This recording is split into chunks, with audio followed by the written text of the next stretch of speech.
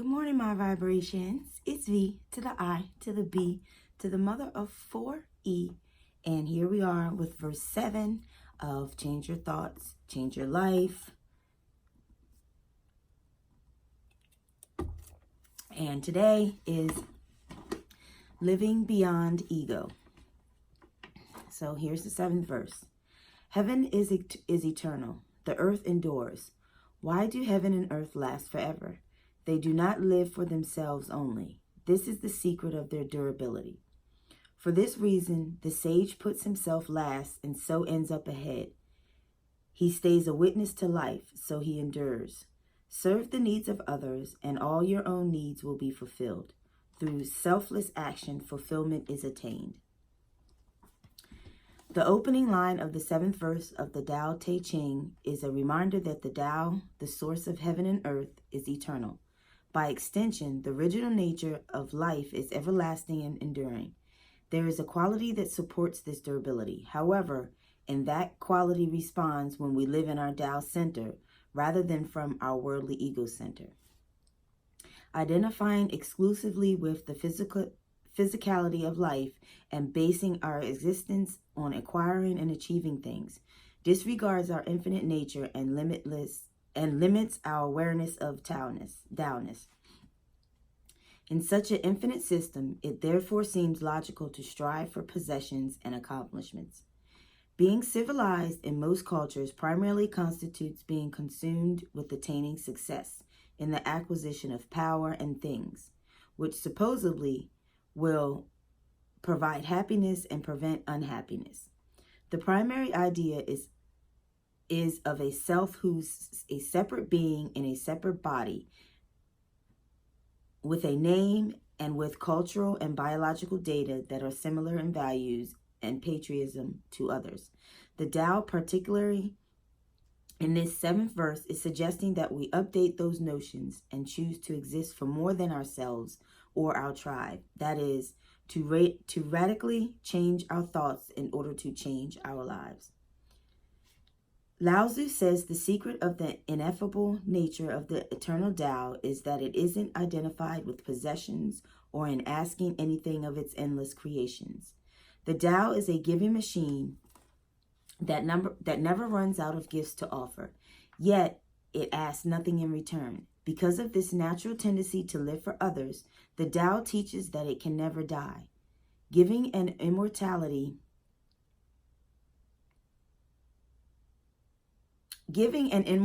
then go hand in hand.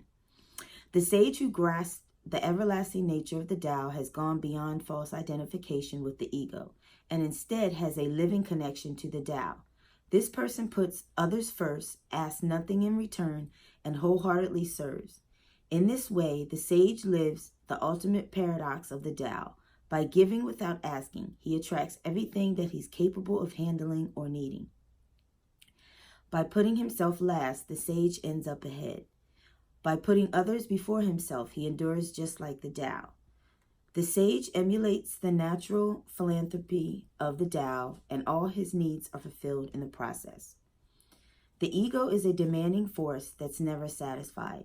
It constantly requires that we seek more money, power, acquisitions, glory, and prestige to provide the fuel it thinks it must have. Living a Tao-centered life rather than an ego-centered one removes us from that rat race, as it offers inner peace and satisfying fulfillment. This is what I believe the wisdom of the verse of the Tao Te Ching says it is saying for the 21st century. Make an attempt to reverse ego's hold on you by practicing the Tao's teaching to serve the needs of others, and all your own needs will be fulfilled. Generously thinking of and serving others will lead to matching your behaviors with the perpetual rhythm of the Tao. Then its power will flow freely, leading to a fulfilling life. Ego wants the opposite, however, as it tells you to think of yourself first and get yours before someone else beats you to it. The main problem with listening to the ego is that you're always caught in the trap of striving and never arriving. Thus, you can never feel complete. As you reach out in thoughts and behaviors, you activate loving energy with which is synonymous with giving. Put others ahead of you in as many ways as possible by affirming, I see the sacred invisible source of all in its eternal state of giving and asking nothing in return. I vow to be this, too, in my thoughts and behaviors. When you're tempted to focus on your personal successes and defeats, shift your attention in that very moment to a less fortunate individual. You'll feel more connected to life as well as more satisfied than when you're dwelling on your own circumstances.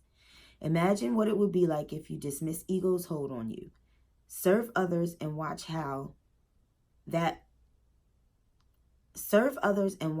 all that you give returns to you tenfold. And that is that is so true. The poet Hafiz expresses this attitude perfectly. Everyone is God speaking. Why not be polite and listen to him? Stop the chase and be a witness. The more you pursue desires, the more they'll elude you. Try letting life come to you and begin to notice the clues that what you crave is on its way. You're in a constant state of receiving because of the ceaseless generosity of the eternal Tao. The air you breathe, the water you drink, the food you eat, the sunshine that warms you, the nutrients that keep your body alive, and even the thoughts that fill your mind are all gifts from the eternal Tao. Stay appreciative of all that you receive, knowing that it flows from an all-providing source.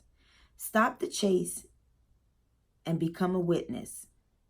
Soothe your demanding habits by refusing to continue running after more. By letting go, you let God.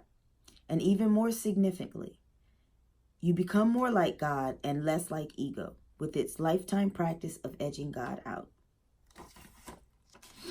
And here's Do the Tao Now for today.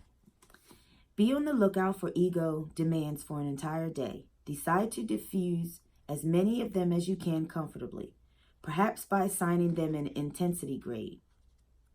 Living beyond ego situations that are easy to accomplish get a low number, while those requests that are difficult to quell get a higher number.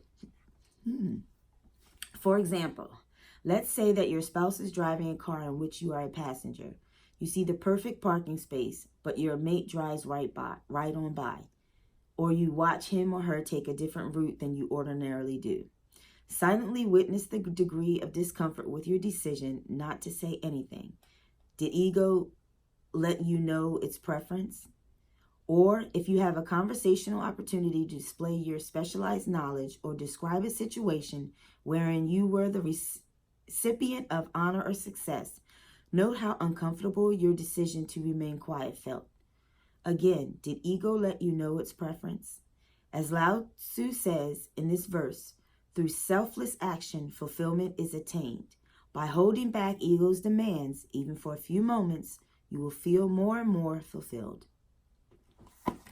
So there is today's verse, which is verse 7. I will see you guys back for verse 8. And thank you for joining me each and every morning for these.